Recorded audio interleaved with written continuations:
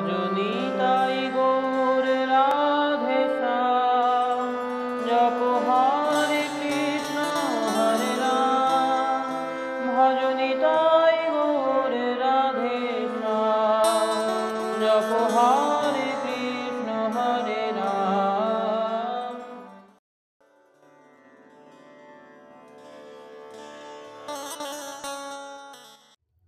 ॐ यस्य प्रसादाद् भगवत् प्रसादो, यस्य प्रसादान्न गति कुतोऽपि, ध्येयं स्तुवंस्तस्य यशस्त्रीसन्धां, वन्दे गुरु श्रीचरणारविन्दम्। भजनी ताई गौर राधे श्याम, जप हरे कृष्ण हरे राम। जय निताई।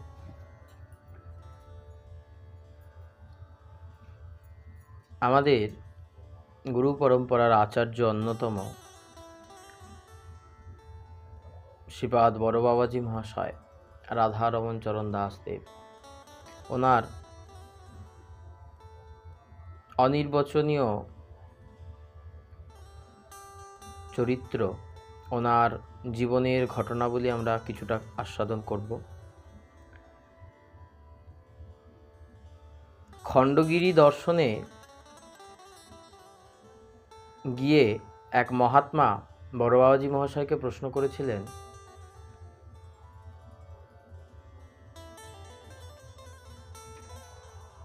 কি প্রশ্ন করেছিলেন জানো? প্রশ্নটা খুব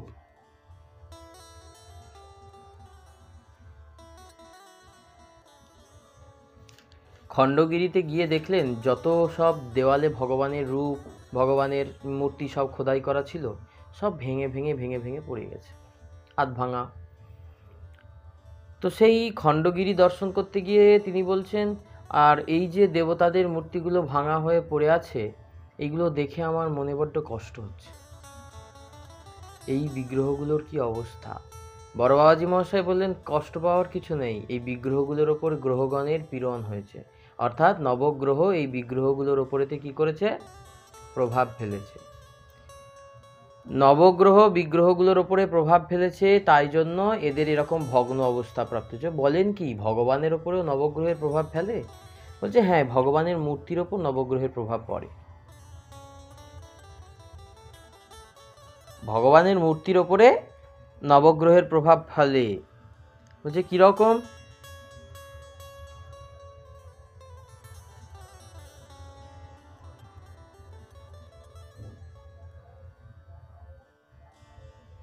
বলছে মনে করুন আপনি যে নারায়ণ মূর্তিটি পূজা করেন তার দুটো চরণ ভেঙে গেল। তার চরণ দুটি যদি ভেঙে যায় তাহলে এটাকে ভাবতে হবে গ্রহগণের বৈগুণ্য, অর্থাৎ গ্রহদোষ ছাড়া এ কিছুই নয়। কারণ নারায়ণের বিগ্রহে গ্রহগণ পীড়ন করতে সমর্থ হয়। তাহলে নারায়ণের পাগুলো যদি গ্রহরা ভেঙে দিতে পারে, গ্রহরা আমাদের উপর গ্রহচক্রে পড়ে আমাদের তো নানান ক্ষতি হয়, তাহলে নারায়ণের মূর্তি যদি গ্রহরা ক্ষতি হতে পারে, বলছে নারায়ণের মধ্যে তাহলে ভগবত আছেন, ভগবত্তা আছে। তাহলে মনে করতে হবে নারায়ণ মূর্তি হচ্ছে কল্পনা মাত্র। এই নারায়ণ মূর্তি কল্পনা মাত্র, এর মধ্যে প্রাণ নেই, এর মধ্যে কিছু নাই, কল্পিত। বড় বাবাজি মহাশয় বললেন, আপনার কথা ঠিক, কিন্তু কি জানেন, একটা মূর্তি তখনই জীবিত সত্তা লাভ করে, তখনই প্রাণ লাভ করে, যখন তাকে সঠিক আচার বিচার বিধি মেনে প্রাণ প্রতিষ্ঠা করা। বললেন দোকানে তো অজস্র বিগ্রহ রয়েছে, ধুলো পড়ে আছে, নোংরা হয়ে গেছে, সেই সবগুলোকে দেখে যদি ভাবি ভগবানের গায়েও ময়লা পড়েছে, আদৌ কি পড়েছে? বলছে তার মধ্যে কিন্তু প্রাণ প্রতিষ্ঠা, ষোড়শোপচার করে পূজা করে প্রতিষ্ঠা করা নেই বিগ্রহগুলো, এমনি সাজানো আছে পুতুলের মতো।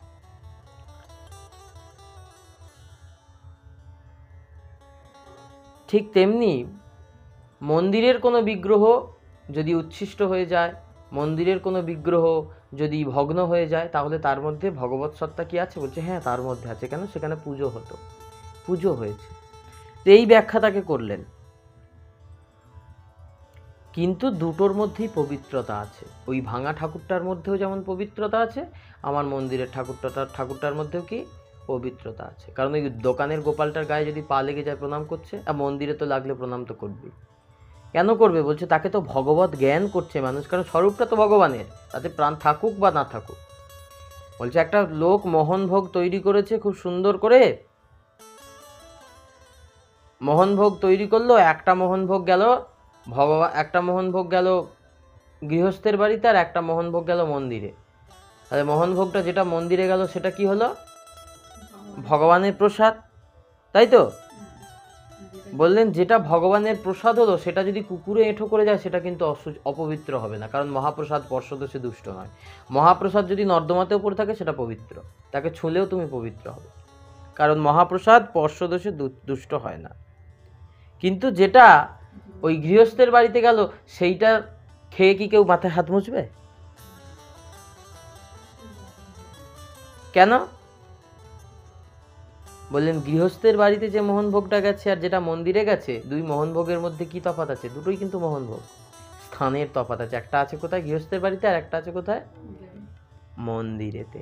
বলছেন আকারে এক, আকারে এক, কিন্তু স্থান আলাদা।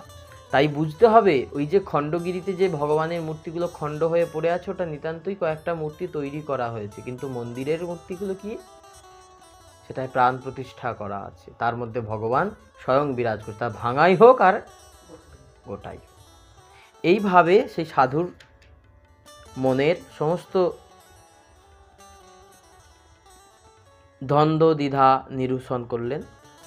এরপর জাজপুরে বিরজা দর্শন। শ্রী বড় বাবাজি মহাশয় তার সাঙ্গপাঙ্গ সহযোগে দিকবিদিক জ্ঞান শূন্য হয়ে চলছেন। পথ চলিবার কোনো পরিমাণ নাই, কত যে যাচ্ছেন তার কোনো ইয়ত্তা নাই। কোন দিন 8-10 ক্রোশ, কোন দিন 4-5 ক্রোশ, এইভাবে চলছেন, বিশ্রাম তার বিরাম নাই। যেদিন যে গ্রামে উপস্থিত হচ্ছেন সেই দিন সেই গ্রামেই আনন্দের বাজার বসছে। মহা মহোৎসব ব্যাপারের তো কথাই নাই। গ্রামবাসীগণ সকলেই এদের সঙ্গলাভে আনন্দ সাগরে ভাসছে। যে যে গ্রামে যাচ্ছে সেই সেই গ্রামেই মহানন্দ, সংকীর্তনের আনন্দ। বড় বাবাজি মহাশয় তো যত যেখানে যেখানে যেতেন শুধু নাম নিয়ে কীর্তন করতেন তার সাঙ্গপাঙ্গদের নিয়ে। এইভাবে চলতে চলতে একদিন বেলা আন্দাজ 1.5 প্রহরের সময় বিরজা ক্ষেত্রে আসিয়া উপস্থিত হলেন। 1.5 প্রহর মানে 10টা কি 11টা। সকাল 6টা থেকে 9টা হচ্ছে 1 প্রহর, আর 1.5 প্রহর মানে 1.5 ঘন্টা, 10:30টা। সকাল তখন 10:30টা। এই সময় উপস্থিত বিরজা ক্ষেত্রে উপস্থিত হলেন। বড় বাবাজি মহাশয় বিরজা দেবীর সম্মুখে দণ্ডায়মান হইয়া নানান রকম স্তব স্তুতি করলেন। দেবী বিরজার সামনে দাঁড়িয়ে নানান স্তব স্তুতি করছেন। কিছুক্ষণ পরে বাচ্চা ছেলে যেমন মায়ের কাছে আবদার করে, ঠিক তেমনি বড় বাবাজি মহাশয় বিরজা দেবীর নিকটে আবদার করতে লাগলেন। ক্রমে সপ্তকুণ্ড, জমের 7 ভগিনী প্রভৃতি তীর্থ দেবাদি দর্শনপূর্বক একটি বৃক্ষতলে বসিয়া বলিলেন, দেখো বহুদিন হলো মুষ্টি ভিক্ষা করিনি, আজ চলো সকলে মিলে ভিক্ষায় বের হওয়া যাক। এই শুনে সকলে আনন্দিত হলেন। নবদ্বীপ দাস বললেন, আমি আর একজন ভিক্ষায় যাই, আপনারা এই স্থানে থাকুন, বেলা অতিরিক্ত হইয়াছে। নবদ্বীপ দাস বাবাজি বললেন, আপনি বসুন, আমরা দুজন যাচ্ছি ভিক্ষা করতে, আমরা ভিক্ষা করে নিয়ে চলে আসবো। বড় বাবাজি কে কার কথা শোনে? বড় বাবাজি মহাশয় বললেন, আমি তো যাবই, আর কেউ যাও বা না যাও, আমার আজকে ভিক্ষা করতে ইচ্ছা হয়েছে। এই বলে নাম করতে করতে রওনা হলেন। কি নাম? ভজনিতাই গৌরাধে শ্যাম, জপ হরে কৃষ্ণ হরে রাম, নাম করতে করতে যাচ্ছে। কাজে কাজে সকলেই এদের সঙ্গে চলিলেন। বড় বাবাজি মহাশয়ের ভিক্ষা করিবার নিয়ম, নাম করিতে করিতে গ্রামের ভিতর দিয়ে চলিয়া যাও, কাহারও কিছু চাওয়ার বা কারোর দরজার নিকট বহুক্ষণ দাঁড়ানো চলবে না, এটা রীতিবিরুদ্ধ। কারোর দরজায় গিয়ে চাইবে না, কারোর দরজায় গিয়ে ডাকবে না। কেউ যদি ডেকে তোমাকে দেয় তবেই ভিক্ষা নেবে, নচেত সোজা তুমি নাম করতে করতে গ্রামের পথ দিয়ে চলে যাবে। কাহারও কাছে কিছু চাওয়া বা কাহারও দরজার নিকটে বেশিক্ষণ দাঁড়িয়ে থাকা যাবে না। সুতরাং এক এক বাড়ি অতিক্রম করছেন আর একটুখানি দাঁড়াচ্ছেন, একটুখানি এক একজনের দরজা পড়ছে, তার সামনে একটুখানি দাঁড়িয়ে নাম করছেন, চলে যাচ্ছেন। চলিয়া যাইবার সময় সেই স্থানের একটু ধুলো মেখে নিয়ে যাচ্ছেন গায়ে, সেই বাড়ির দুয়ারের ধুলো একটু গায়ে মেখে নিয়ে যাচ্ছে।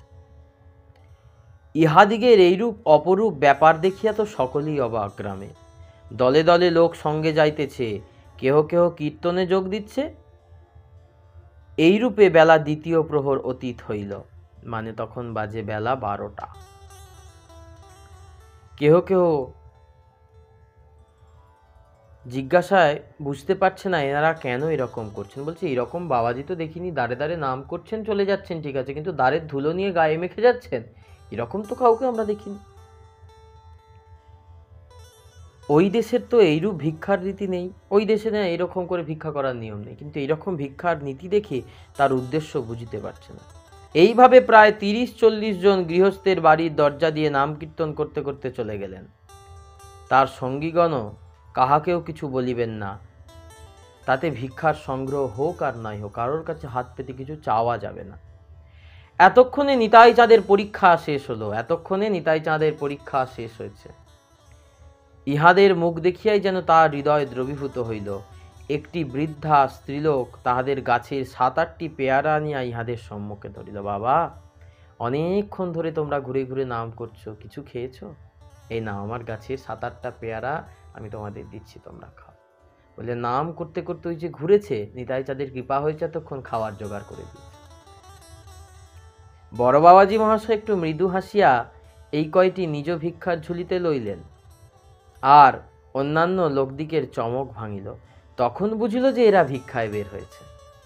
অন্যান্য লোক যারা ছিল তারা দেখে বুঝলো, ও এরা তো এমনি ভিক্ষায় বের হয়েছে, কিন্তু কাউকে কিছু চাইছে না, কেউ যদি দেয় তাহলে নেবে। এই দেখে কেহ চাল, কেহ ডাল, কেহ চিরামুরকি, যার গৃহে যাহা ছিল তাড়াতাড়ি তাহা আনিয়া দিয়া ভিক্ষার ঝুলিতে দিতে আরম্ভ করিল।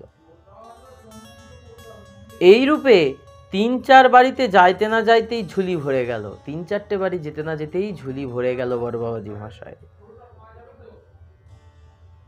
তখন পরমানন্দে আসিয়া একটা পুকুরের তীরে গাছের নিচে ঝুলি নামিয়ে বসিলেন। নবদ্বীপ দাস বাবাজির উদ্যোগে অতি শীঘ্রই রান্না আরম্ভ হইল।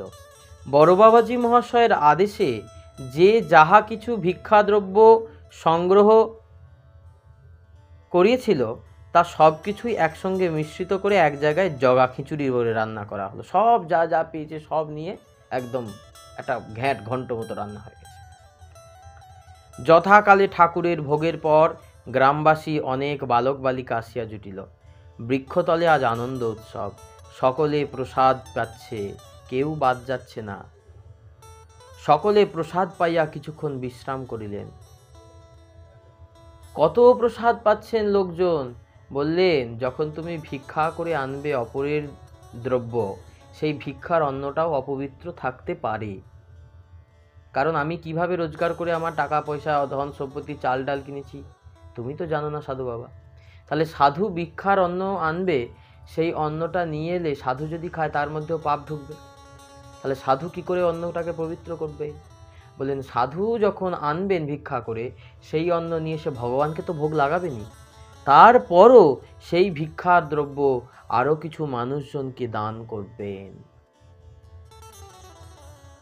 অর্থাৎ সেই ভিক্ষার দ্রব্য পবিত্র করবার জন্য আরো কিছু মানুষজন যারা অভুক্ত আছে, যারা দ্বারে আসবে, সেই প্রসাদ অন্য কয়েকজনকে বন্টন করে ভাগ করে দেবেন, এতে তার সেই ভিক্ষার দ্রব্য পবিত্র হয়ে যায়। এইভাবে আনন্দ উৎসবে সকলে মেতে উঠলেন। সকলে প্রসাদ পেয়ে কিছুক্ষণ বিশ্রাম করতে আরম্ভ করলেন।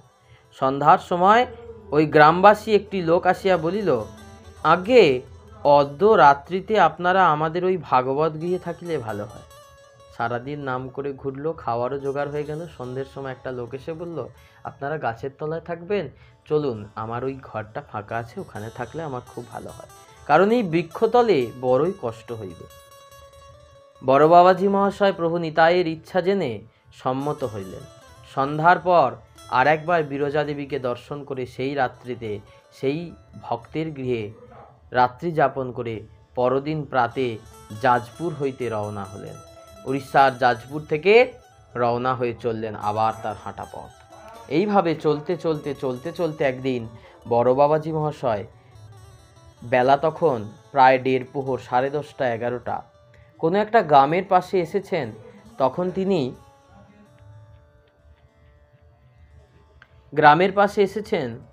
তখন তিনি ক্লান্ত হয়ে পড়লেন। একটা বড় গাছ, সেই বড় গাছের নিচে তিনি বিশ্রাম করবার জন্য বসলেন, যে ভাই এই গাছটার তলায় বসো, সকলে একটু বিশ্রাম করি। এমন সময় একটি বাবু সেখানে এসে অতিশয় তর্জন গর্জন পূর্বক জিজ্ঞাসা করলেন, তোমাদের বাড়ি কোথায়? বড় বাবাজি মশাই ধীরভাবে বললেন, বাবা, আমাদের ঘর বাড়ি কিছু নাই। তবে তোমরা কি গাছে থাকো? বাবাজি, আগে তাহারও কোনো স্থিরতা নাই, তারও কোনো স্থির নাই গাছে থাকি কিনা। বললেন, তবে কি তোমরা চোর? বাবাজি মহাশয় বললেন, আগে চোর না হলেও চোরের সঙ্গী বটে। বাবু বললেন, তবে তোমাদিগকে থানায় চালান দেওয়া যাইবে।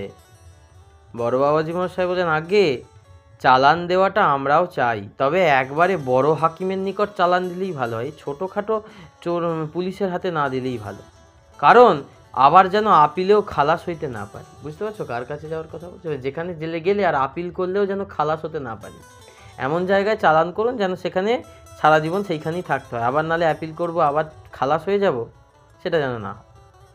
এই কথা শুনিয়া সকলেই হাসিয়া উঠিলেন। বাবু আর কিছু না বলিয়া ধীরে ধীরে ইহাদের নিকটে যাইয়া বসিলেন।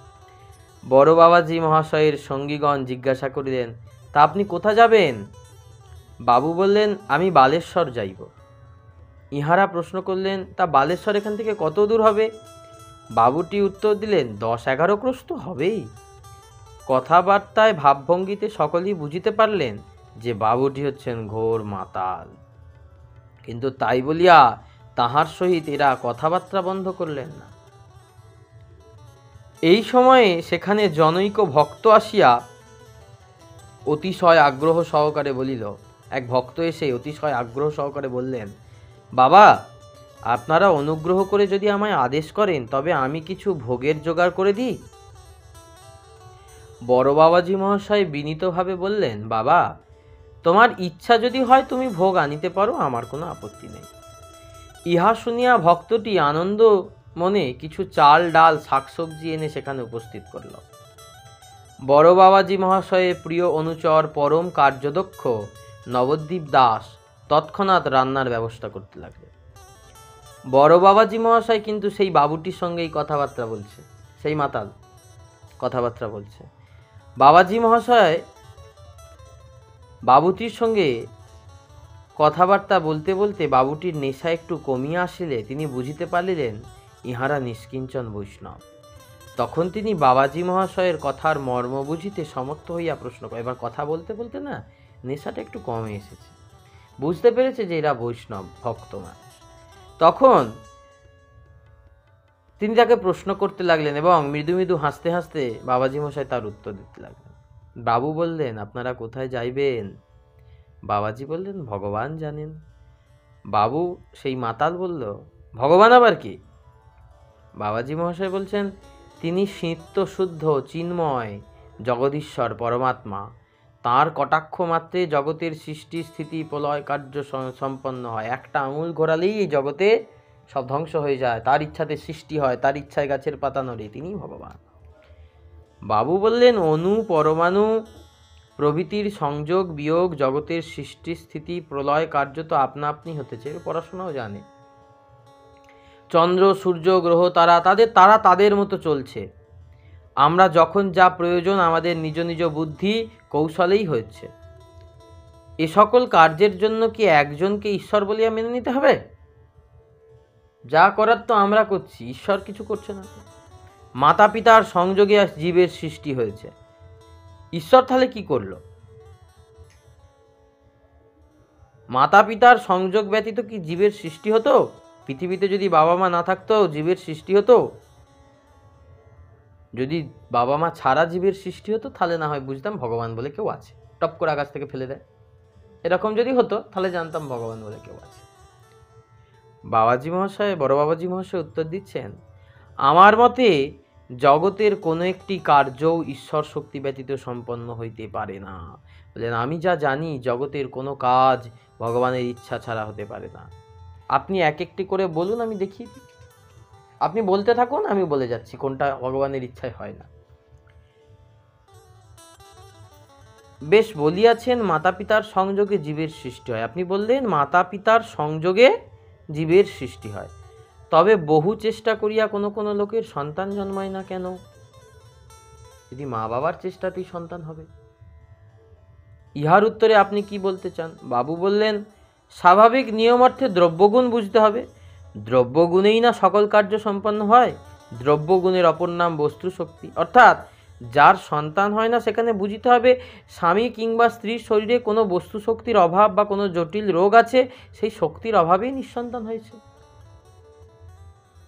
বাবাজি মহাশয় বললেন, সেই বস্তুর সংযোগ বিয়োগের কর্তা কি? তার বডিতে থাকবে কি না থাকবে সেটা কে করবে? তার রোগ হয়েছে কি হয়নি সেটা কে করবে? দেখা যায় বহু চেষ্টা করেও কোনো লোকের সন্তান সম্ভাবনা হইল না।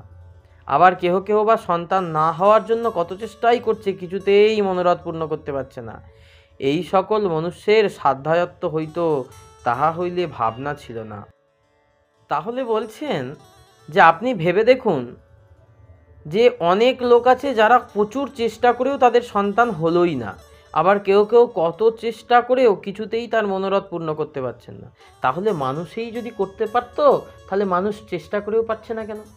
সন্তান যদি মানুষ উৎপাদন করতে পারতো, তাহলে মানুষ চেষ্টা করে পারছে না কেন?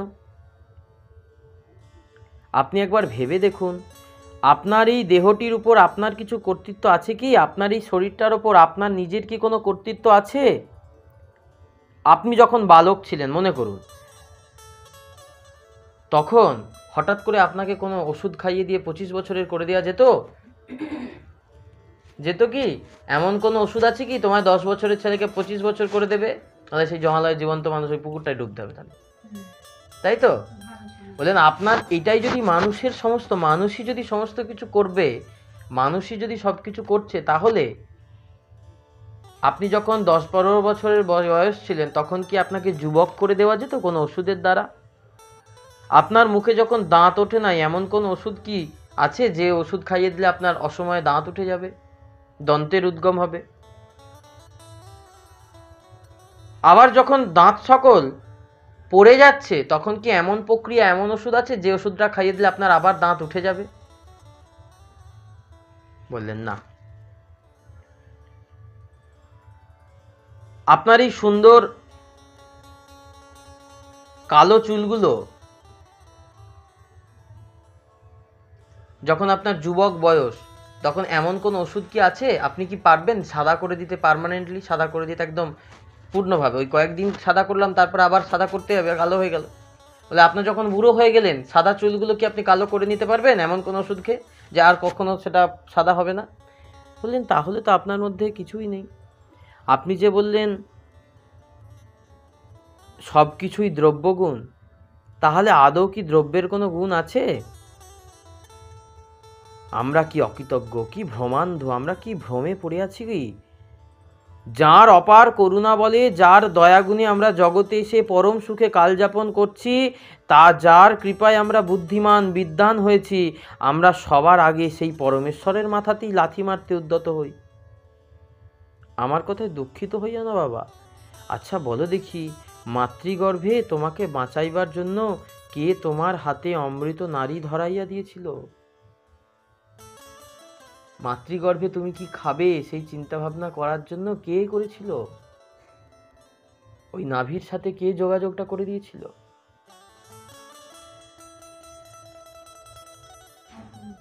তুমি ভূমিষ্ঠ হইবা মাত্র তোমার জীবন ধারণের একমাত্র উপায় মাতৃস্তনকে, সেই রক্তকে ক্ষীর রূপে পরিণত করিয়া তোমার প্রাণ রক্ষা করিয়াছিল।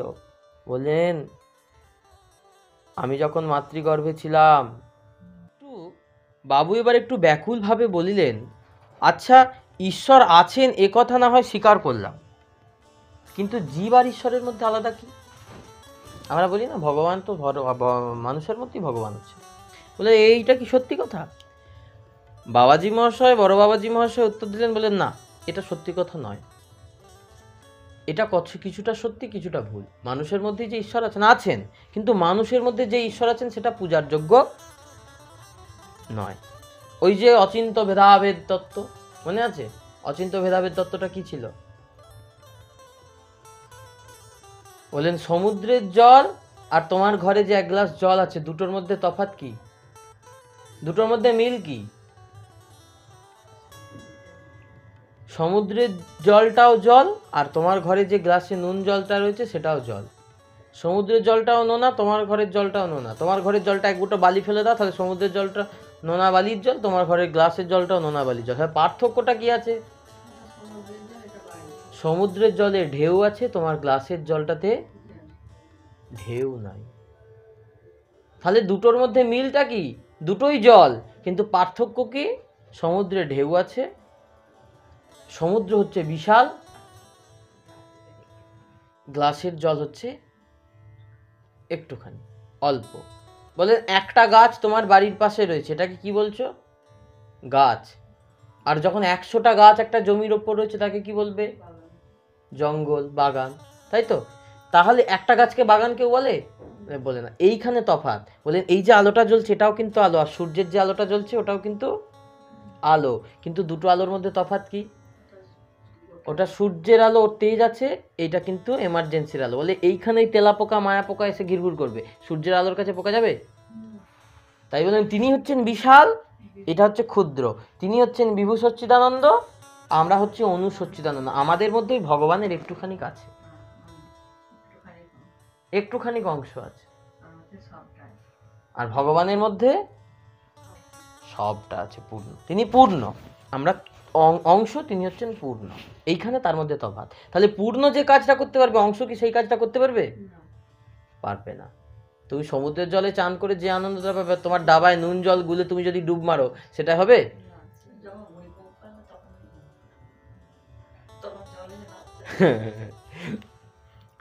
তাই বললেন ভগবান পূর্ণ পূর্ণতম, আর জীব হচ্ছে তার অংশ। তিনি চালক আর জীব হচ্ছে চাল্য। তিনি চালাচ্ছেন, জীব চলছেন। তিনি সচ্চিদানন্দময় পূর্ণ ব্রহ্ম সনাতন, আর জীব হচ্ছে সেই সচ্চিদানন্দের একটা কণা, অংশ বিশেষ। তিনি হচ্ছে মায়ার অতীত, জীব হচ্ছে মায়ার বদ্ধ। ভগবানকে মায়া স্পর্শ করতে পারে না। এই জন্য বারবার কিন্তু ভগবানকে কত করেছে, কত কিছু হয়েছে, কৃষ্ণের লীলায় আমরা দেখতে পাই, লীলা পুরুষোত্তম বলা হয় জন্য, কিন্তু কৃষ্ণকে মায়া স্পর্শ করতে পারেনি। কৃষ্ণ বৃন্দাবন ছেড়ে কিন্তু ছোটবেলাতেই চলে গেছেন, মা বাবার মায়া কিন্তু কৃষ্ণকে ভোলাতে পারেনি। দ্বারকায় তোমার দেবকী বসুদেবের থেকেও বেশি ভালোবাসতেন তো এখানে বৃন্দাবনের নন্দ যশোদা, তাদেরও মায়াকে ত্যাগ করে দিয়ে তিনি কিন্তু চলে গেছেন।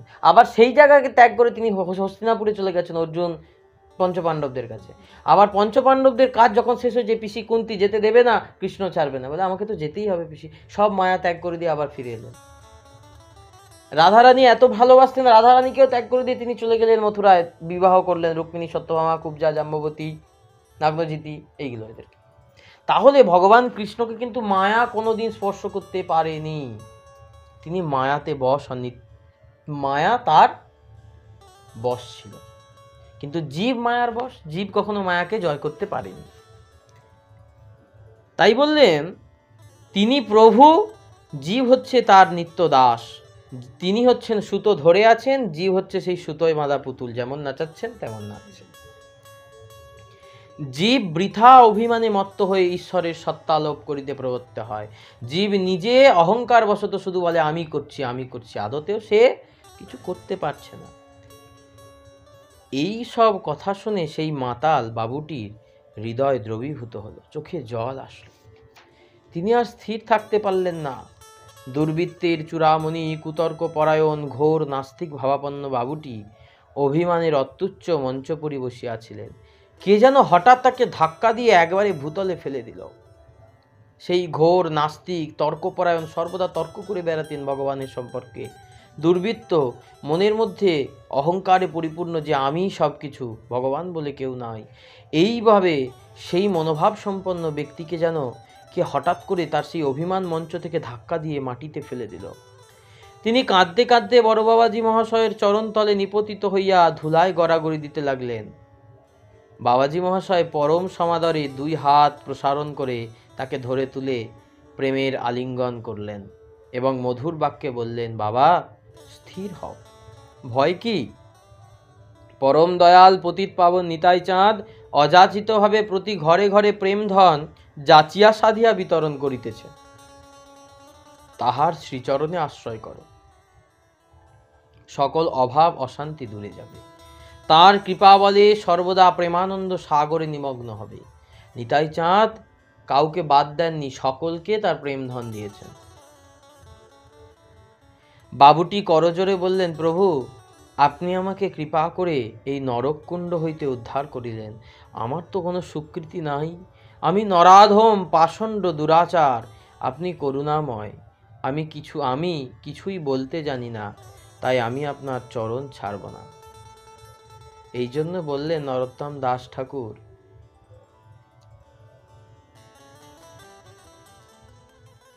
এই জন্য গুরুবন্দনায় বললেন, অযাচিত মোহেন পতিত হেরিজ বহু, আমায় যাচি দেওল হরিনাম। আমার কোনো যোগ্যতা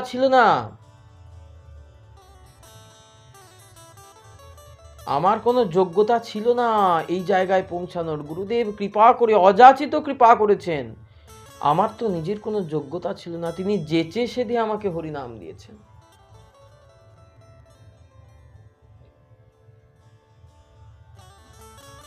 বললেন, আপনি যখন আমাকে উদ্ধার করলেন, আমি আপনার চরণ ছাড়ব না।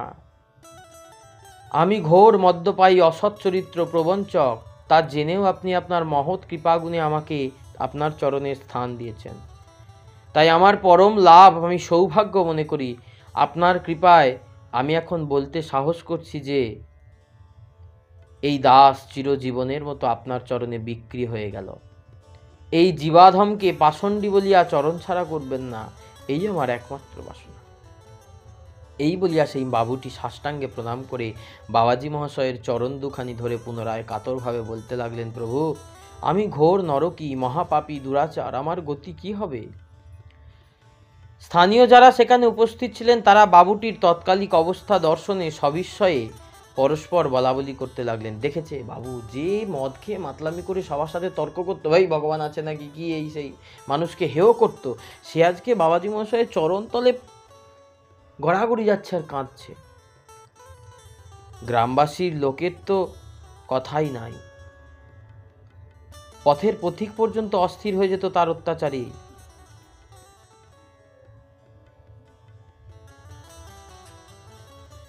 এত অত্যাচারী ছিল সেই মাতাল, এবং তার আজকের এই অবস্থা দেখে সবাই বলল, আরে মহৎ কৃপার কি অপূর্ব শক্তি দেখো, যদি মহতের কৃপা হয়ে যায়, দেখেছো মাতালও ভালো হয়ে যায়। এই মহাপুরুষের আকার দেখিয়া কথাবার্তা শুনিয়া আমার দৃঢ় বিশ্বাস জন্মেছে যে ইনি সত্যিই একজন সামান্য সাধু নয়, অসাধারণ মহাত্মা, কোনো সিদ্ধ পুরুষ। বড় বাবাজি মহাশয়ের চরণে সকলে দণ্ডবত প্রণাম করলেন, সকলেই তাহাকে প্রণাম করলেন, এবং বড় বাবাজি মহাশয় সকলের প্রতি প্রণাম নিবেদন করলেন। এই সময় প্রিয় নবদ্বীপ দাস আসিয়া বললেন, দাদা ভোগরাগ সকলই প্রস্তুত, বেলা বেড়েছে, এখন প্রসাদ পাওয়ার ব্যবস্থা হোক। ইহা শুনে বড় বাবাজি মহাশয় বাবুটিকে বললেন, আপনার আহারাদির কিরূপ ব্যবস্থা হইবে, আপনি কি খাবেন? আমার সঙ্গে যাহারা আছেন তাদের জাতির কোনো ঠিক নাই, আপনি তো উঁচু জাত, তা আপনি কি খাবেন? তবে ভগবানের ভোগ হয়েছে, আপনার যদি অনুমতি হয়, কিরকম অনুমতি তা আমি জানতে চাই, যে আপনি কি ভগবানের ভোগ খাবেন? দেখো বিনয় কাকে বলে, একে বলে সাধুর বিনয়। সেই বাবুটি মাতাল, লম্পট, অসৎ চরিত্র, তাও তার কাছে করজোরে বলছেন, আপনি বাবু উঁচু জাত, আমি জানি না, আমার দলে অনেক জাতের লোক আছে, সবাই তারা ভক্ত হয়েছে, কিন্তু আপনি কিভাবে খান, আমার এখানে ভগবানের প্রসাদ হয়েছে, যদি ইচ্ছা হয় আপনি পেতে পারেন। বাবাজি মহাশয়ের এইরূপ কাতর কণ্ঠে শুনে সেই বাবু বলে উঠলেন, কৃপাময়, এখনো কি আমি কৃপার যোগ্য হতে পারিনি? এখনো আপনি আমার উপরে কাতর কণ্ঠে বলছেন, আমি কি এখনো কৃপার যোগ্য হতে পারিনি? এখনো কি আপনি আমাকে আপনার চরণ থেকে দূরে ফেলে রাখবেন? আবার কি আমাকে ওই বিদ্যা, ঐশ্বর্য, সম্পত্তি, আমার জাত কুল এইসবে বেঁধে আমাকে আবার মোহগর্তে ফেলতে চান? হে দয়াময়, আমার ওপর যদি কৃপা করেছেন তবে পূর্ণ কৃপাদৃষ্টি করুন। আজ আমার পরম সৌভাগ্য যে আপনার এই সঙ্গী, আপনার এই সিদ্ধ পুরুষের হস্তে ভগবানের অধরামৃত প্রসাদ পাব। আমার এতকাল মোহমদে মত্ত হয়ে কুৎসিত জীবের যে উচ্ছিষ্ট ভক্ষণ করেছি, মরা খেয়েছি, মরা প্রাণীগুলোকে খেয়েছি, মদ্যপান করেছি, তার ইয়ত্তা নাই। আমার পরম সৌভাগ্য বলে আপনার কৃপা প্রভাবে পূর্বপুরুষের পুণ্যফলে নিবৃত্তি মার্গের একমাত্র অবলম্বন, মানব জীবনের একমাত্র সম্বল ওই ভগবানের অধরামৃত ভগবানের প্রসাদ পেয়ে আপনি আমাকে কৃপা করুন। এই বলিয়া বাবুটি পুনরায় বড় বাবাজি মহাশয়ের চরণ ধারণপূর্বক কাঁদতে লাগলেন। কৃপাময় বাবাজি মহাশয়ের কোমল হৃদয় গলিয়া গেল। অবিলম্বে বাবুটির হাত ধরে তাকে তুলে নিজের সম্মুখে একখানা পাতা এনে মহাপ্রসাদ দিলেন। বাবু প্রসাদ পাচ্ছেন আর ফুলে ফুলে কাঁদছেন। তিনি আজ ভগবত অধরামৃত পাইয়া পুনর্জীবন লাভ করিলেন। প্রসাদ পাওয়া শেষ হইলে সকলে একত্রে সেই বৃক্ষতলে বিশ্রাম করলেন। সেই প্রসাদ পাওয়া শেষ হলো, সবাই মিলে বৃক্ষতলে বিশ্রাম করলেন। তখন ভক্তটি ভিক্ষার উদ্যোগে বেরিয়েছিলেন। যে যাহা কিছু মহাপ্রসাদ অবশিষ্ট ছিল সব একত্র করিয়া আগন্তুক লোকদিগকে বাটিয়া দিল এবং নিজেও কিঞ্চিত গ্রহণ করলো। যা বাকি ছিল সব যারা যা এসেছিল তাদেরকে দিয়ে, যা বাকি ছিল নিজেও গ্রহণ করলো। সেদিন ইহাদের সেইখানেই থাকবার ব্যবস্থা হলো। একটা দোকানি অতি আগ্রহের সাথে তার ঘরে রাত্রিবাস করার জন্য বিনীতভাবে প্রার্থনা করলেন এবং দয়ার হৃদয় নিয়ে বড় বাবাজি মহাশয়ের ভক্তের প্রার্থনা উপেক্ষা করতে না পেরে কিছু দূরে সেই দোকানদারের নির্দিষ্ট গৃহে গমন করলেন। সেই নবজীবন প্রাপ্ত অনুরাগী সেই মাতাল বাবুটি এখন সুখময় সঙ্গ ছেড়ে বড় বাবাজি মহাশয়ের কাছ থেকে আর যেতে পারছেন না, অর্থাৎ তিনি এদের সঙ্গেই রয়ে গেলেন। সন্ধ্যা হলে নবদ্বীপ দাস দোকানিকে জিজ্ঞাসা করলেন, আচ্ছা তোমাদের এখানে একটা খোল পাওয়া যাবে কি? দোকানি বলল, আমাদের তো খোল নাই, তবে পাখোবাজ আছে, খোলের থেকে একটু বড় পাখোবাজ। অগত্যা তাহাই হইল, যদি আজ্ঞা করেন তাই এনে দিই। দোকানি পাখোয়াজ আনিয়া দিলে সেই পাখোয়াজ বাজাইয়া আরতি কীর্তন করতে আরম্ভ করলেন। ক্রমে বাজারের লোক আসিয়া সেই স্থানে মিলিত হইতে লাগিল। ছোট ঘরে একটু অসুবিধে হবে মনে করে সকলে মিলে বাইরে এসে বসলেন। আরতি কীর্তন সমাপ্ত হবার পরে সকলে মিলে নিতাই এনেছে নাম, গৌর হরি হরি বল, এই নাম কীর্তন করতে করতে উদণ্ড নৃত্য করতে লাগলেন। জ্যোৎস্না রাত্রি, মৃদুবন্ধ বাতাস বইছে, গাছপালা দুলছে, সে কি কীর্তন আনন্দ! চারিদিক শুধু আনন্দে ভেসে যায় ভেসে যায়। দোকানি পশারি ছোট বড় কেউ ঘরে নাই, সবাই সেই আনন্দের সাগর, আনন্দের ধ্বনি শুনে ছুটে এসেছে। রাত্রি প্রায় দ্বিতীয় প্রহর, রাত 12টা, তখনও নাম চলছে। হরিল্লুটের বাতাসা যেন বৃষ্টির মতো পড়ছে। যে আসছে সেই কিছু বাতাসা ছড়িয়ে দুহাত তুলিয়া নাচছে আর কীর্তনের ধুলায় গড়াগড়ি দিচ্ছে। উপস্থিত ভক্ত সবাই নাচছে, কেহ কেহ বা কীর্তনের রজে গড়াগড়ি দিচ্ছে। ভক্ত অভক্ত সবাই দেখে প্রেমোন্মত্ত হয়ে সেই মহাপুরুষের নিত্য কীর্তন করছেন আর ভাবাবেশ দেখে মুগ্ধ হয়ে যাচ্ছে। সকলেই মহাপুরুষের জয় জয়কার করতে লাগলেন।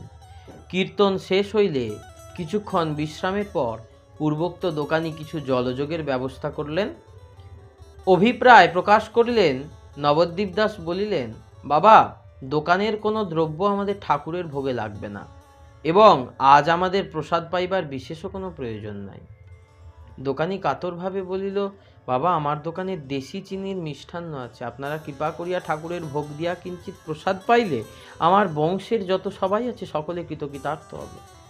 সেই দোকানির ভক্তিপূর্বক প্রার্থনা আর এড়াইতে পারলেন না। ঠাকুরকে কিছু মিষ্টান্ন ভোগ দিয়ে প্রসাদ গ্রহণ করলেন আর অবশিষ্ট যা প্রসাদ ছিল সকলকে বেটে দিলেন। সকলে মহানন্দে প্রসাদ পেয়ে নিজ নিজ ঘরে গমন করল এবং তারা সেই রাত্রিতে সেখানেই বিশ্রাম করল। রাত্রি প্রভাত হইলে সকলে উঠিয়া প্রাতকৃত্য সমাধা করিলেন। সকালের যা কাজ সব সমাধান করে পূর্বোক্ত দোকানি এবং সেই ভদ্রলোক এবং ভক্তমণ্ডলী আসিয়া একদিন থাকিবার জন্য ইহদিগকে অনুরোধ করলেন যে আর একদিন আপনারা থেকে যান। ইহারা সকলকে মধুর বাক্যে প্রবোধ দিয়া বললেন আর থাকা তো যায় না, কারণ সাধুর স্বভাব যেখানে রাত সেখানেই কাত। এক এক রাত্রি তলে এক এক বৃক্ষ তলে এক এক রাত্রি বাস, কভু চানা সেবন কভু উপবাস, জিজ্ঞাসিলে বলে মুই চৈতন্যের দাস। এক এক গাছের তলায় এক এক রাত্রি, এর বেশি তো থাকা যাবে না। গ্রামবাসী ভক্তগণ তাদের পিছু পিছু কিছু দূর গিয়ে তাদের বিদায় দিলেন। বাবাজি মহাশয়কে তাহাদিগকে নানান রূপ মিষ্ট বাক্যে বিদায় দিয়ে নৃত্য করতে করতে বালেশ্বর অভিমুখে যাত্রা করলেন বড় বাবাজি মহাশয় সব সঙ্গ উপাঙ্গ সহজ। এইভাবে বড় বাবাজি মহাশয় যাজপুর হইতে বিদায় নিয়ে সেই মদ্যপকে উদ্ধার করলেন, তাকে বোঝালেন যে ভগবানই হচ্ছেন আমাদের সবকিছুর অধীশ্বর, তার আঙুল ঘোরানোতেই সবকিছু চলছে এই জগতে, তিনি ছাড়াই জগতে কিছু করতে পারবো না আমরা। জয় নিতাই, জয় গৌর নিতাই, গৌর রাধেশ্যাম, জয় হরে কৃষ্ণ।